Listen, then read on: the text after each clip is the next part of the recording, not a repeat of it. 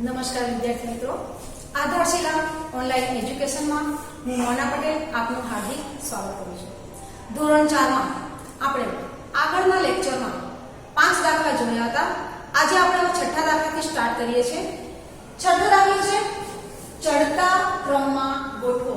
તો જ્યારે પણ આપણે સંખ્યાને ચડતા ક્રમમાં ગોઠવવાની હોય ત્યારે આપણે સૌથી પહેલા નાની સંખ્યા, એના પછી મોટી અને છેલ્લે સૌથી મોટી સંખ્યા. તો જોઈએ 83700, 83007 અને 83070 છે. તો આમાં જુઓ હજારના સ્થાનમાં 83, 83 અને 83 છે.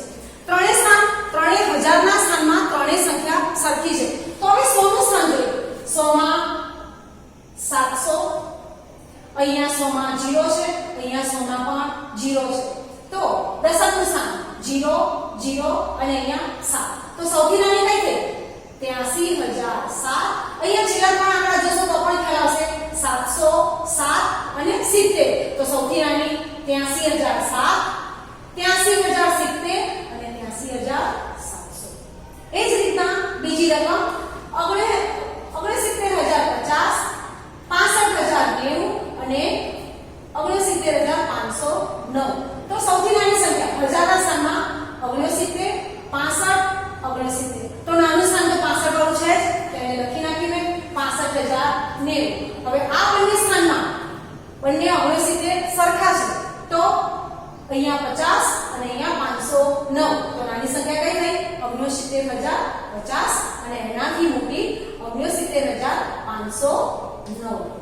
એ જ રીતના દાખલા નંબર 7 ઉતરતા ક્રમમાં ગોઠવો.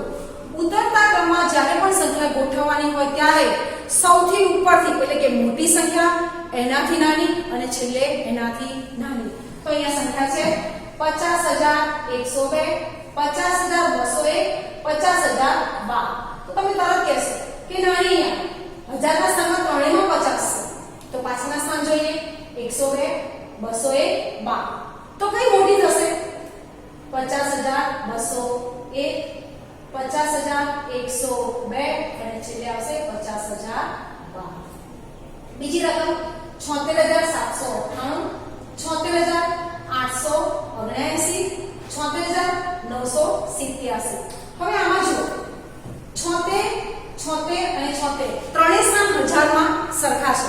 તો આપણે 100 ના સ્થાનમાં જોઈએ 798, 879 અને 987. તો તમે કહી દેશો કે 900 નું સ્થાન મોટું છે, તો લખી નાખીશું 76987, 76879 અને 76758. આઠમો દાખલો ખાલી જગ્યામાં બરાબર, ગ્રેટર ધેન કે લેસ ધેન મૂકો.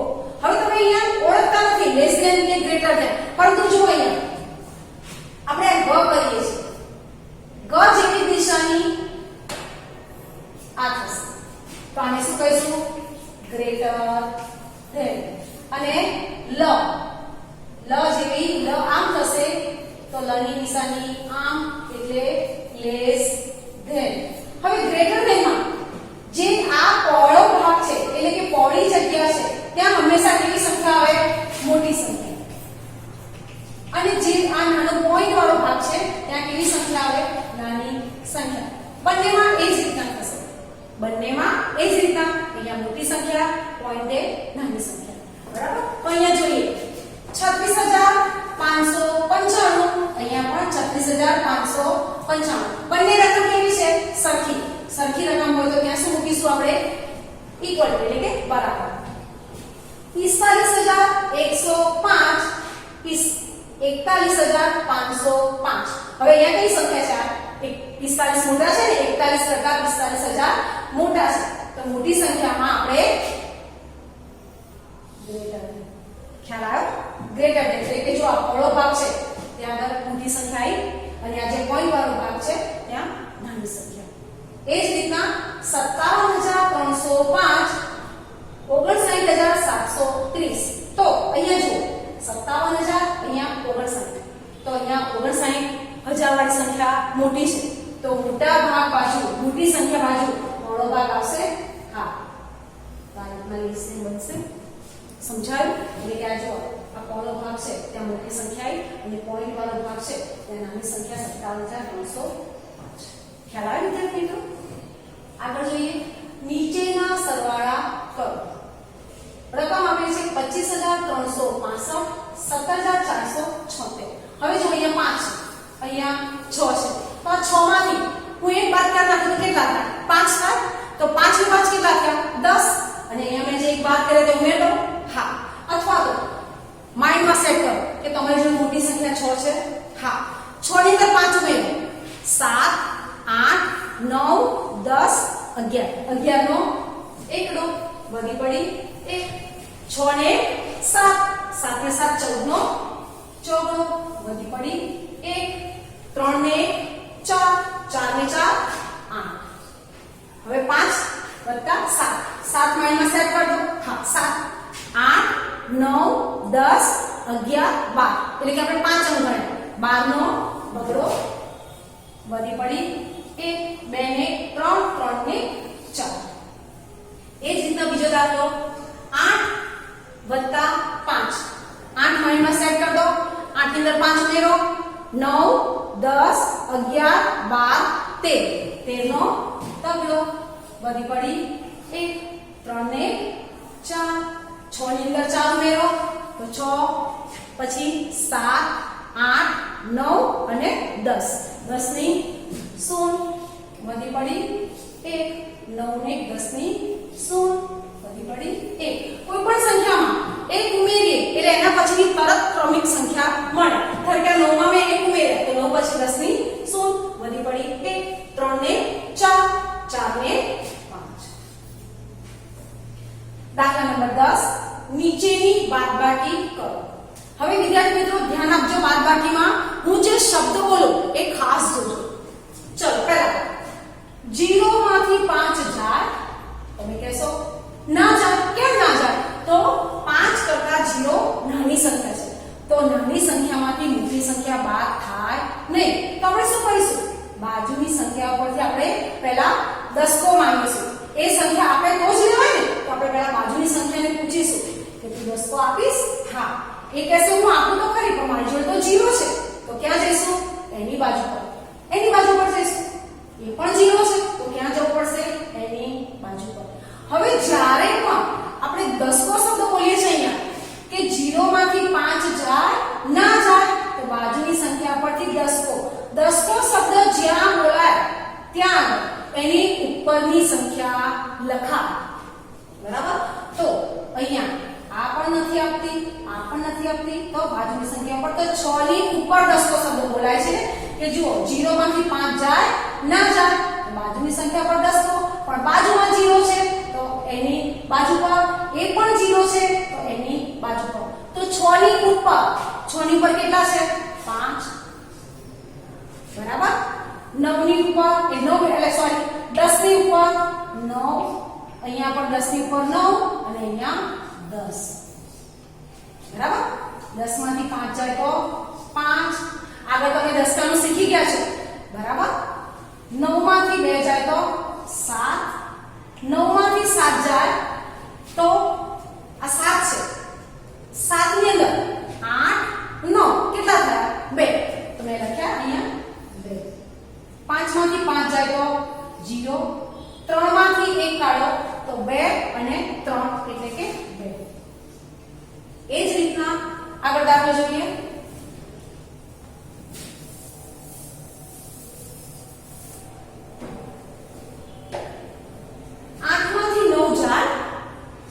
જશે 8 નાની સંખ્યા છે, 9 મોટી સંખ્યા છે. જશે ના. તો શું કરીશું? બાજુની સંખ્યા પરથી દસકો. તો 7 પર કેટલા મૂકીશું? 6. અને અહીંયા 8 પર કેટલા મૂકીશું? તો દસકો અહીંયાથી લીધો છે એટલે દસકો લીધા જ છે. 10 ની અંદર 8 ઉમેરીશું તો 18. બરાબર?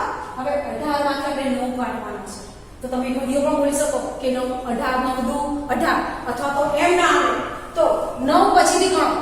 10 11 12 13 14 15 16 17 અને 18. આપણે 18 સુધી ગણ્યા તો કેટલા આંકડા થયા? 9.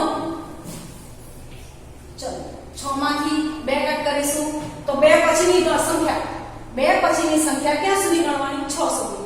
તો 3 4 5 કેટલા આવ્યા 4 હવે સાંભળજો વિદ્યાર્થી મિત્રો 0 માંથી 7 જાય તમે કહેશો નહીં જાય તો શું કરીશું બાજુની સંખ્યા પર 10 કો તો અહીંયા શું મુકાશે 4 પરંતુ અહીંયા 9 મુકાશે ના આપણે શું બોલ્યા 0 માંથી 7 જાય આપણે અહીંયા 10 કો શબ્દ બોલાયો નથી એટલે ત્યાં આપણે 10 જ મૂકવાનું છે 10 માંથી 7 કાઢો તો 8 9 અને 10 3 વધ્યા ચલો 4 માંથી 8 જાય તમે કહેશો નહીં જાય તો બાજુની સંખ્યા પર 10 કો તો 6 ઉપર 5 4 ઉપર 14 14 કઈ રીતના અહીંયાથી જે 10 લીધા એ અને આ 4 એ 10 ને 4 14 14 માંથી 8 કટ કરો તો 8 પછીની સંખ્યા 9 થી ચાલુ કરીને 14 સુધી 9 10 11 12 13 અને 14 કેટલા અંક થયા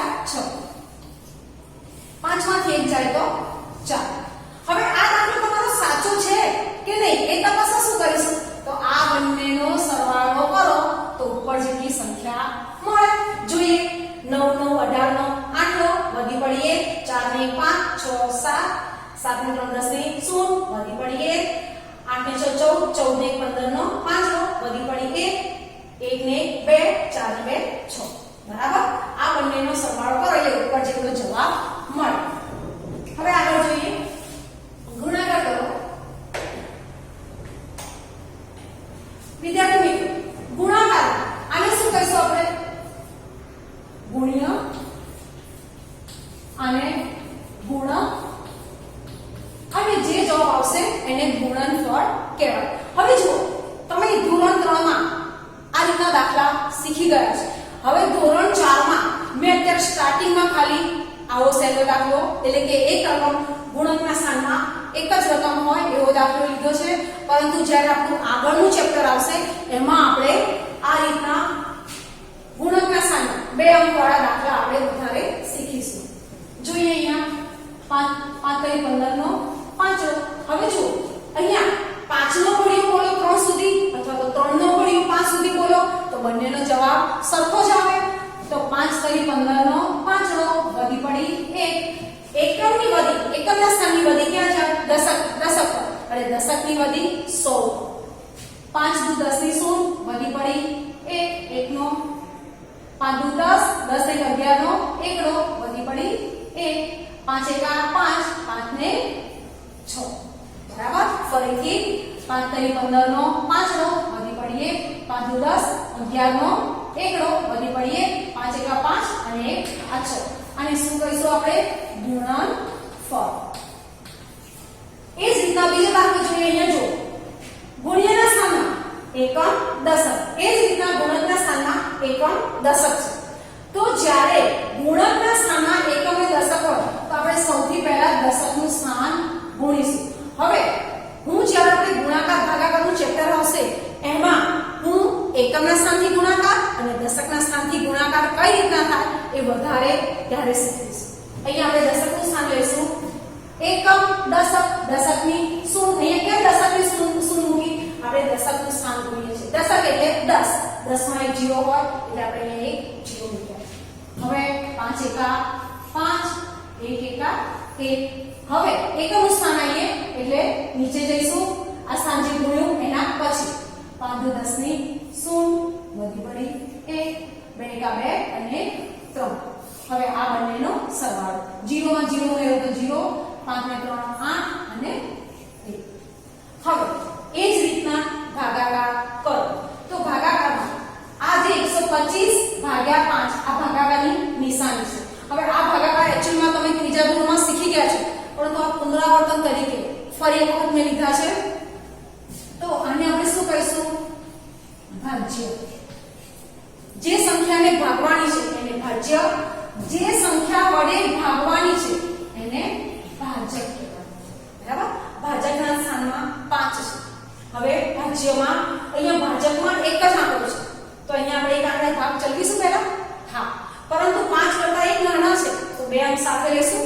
હા તો કેટલા થયા 12 તો 5 ના ઘડિયા બોલતા 12 કે 12 થી નાની સંખ્યાએ ભાગ ચલાવીશું તો 5 એકા 5 5 દુ 10 અને 5 કરી 15 તો 15 વધી ગયા તો 5 દુ 10 બાદબાકી કર્યું, 2 માંથી 0 જાય તો 2, 1 માંથી 1 જાય તો 0. ઉપરથી ઉતારી લઈ, જો ભાજક કરતા શેષ કેવી આવી? નાની. હવે ઉપરથી સંખ્યા ઉતારી 5. હવે 5 નો ભાગ આપણે અહીંયા 25 જોડે તો પાયો 25. જવાબ આવ્યો 0. આને શું કરીશું આપણે? ભાગફળ. અને આને આપણે શેષ કહીએ છીએ, પણ તો અહીંયા જવાબમાં 0 છે એટલે આને આ સંખ્યા વડે નિશેષ ભાગી શકાય, એવું કહી શકાય. ચલો, અહીંયા ભાજકમાં 8 છે, અંદર એક સંખ્યા લઈએ તો 3 છે, તો ભાગ ચાલશે ના. કેમ? 8 કરતા 3 નાના છે, બે સંખ્યા સાથે લઈશું. હા, તો 8 ચોક 32, 8 પંચા 40, તો 40 તો 37 કરતા વધી ગયા, તો 8 ચોક 32. 7 માંથી 2 જાય તો 5, 0 3 માંથી 3 જાય તો 0. ભાજક કરતા શેષ નાની. દરેક સ્ટેપ વખતે આપણે આ શેષ અને ભાજકની આપણે ગણતરી જોતા રહેવાની, કારણ કે એ ઉપરથી તમને દાખલામાં અંદાજ આવી જશે. જો ભાજક કરતા અહીંયા શેષ મોટી આવે તો તમે અહીંયા ભૂલ કરી છે, એ સમજાય. બરાબર? એટલા માટે આ બોલવું છે. હવે ઉપરથી ઉતાર્યા 5, 8 48, 8 સિક્કા 56, તો 56 વધી ગયા તો 8 6 48. 5 માંથી 8 ના જાય તો બાજુ પરથી 10 કો, અને અહીંયા 15. 15 માંથી 8 કાઢો તો 9 10 11 12 13 14 અને 15, એટલે કે 7. અહીંયા 0. તો આ શું કહેવાશે? શેષ. હવે આનો તાળો મેળવવો હોય તો શું કરીશું? પહેલા આ બંનેનો ગુણાકાર અને એની અંદર આ જવાબ ઉમેરીશું, તો જવાબ સરખો આવે તો આપણો દાખલો સાચો. 8 6 48 માં આંકડો વહી પડી જાય. 8 32 33 34 35 36, એની અંદર આ શેષ ઉમેરી દો. 7 માં 15 નો પાંચડો, વધી 1 3 6 ને 7. આ જવાબ આવી ગયો અહીંયા. હા, તો આપણો આ દાખલો સાચો છે. બરાબર વિદ્યાર્થી મિત્રો? આજે આપણે જે દાખલા નંબર 6 થી 12 સુધીનું જે દાખલા મેં ગણાયા છે એ દાખલાનું તમે ઘરે રિવિઝન નોટમાં કરજો. બરાબર? હવે આગળના લેક્ચરમાં આપણે વ્યવહારિક દાખલાથી ચાલુ કરીશું.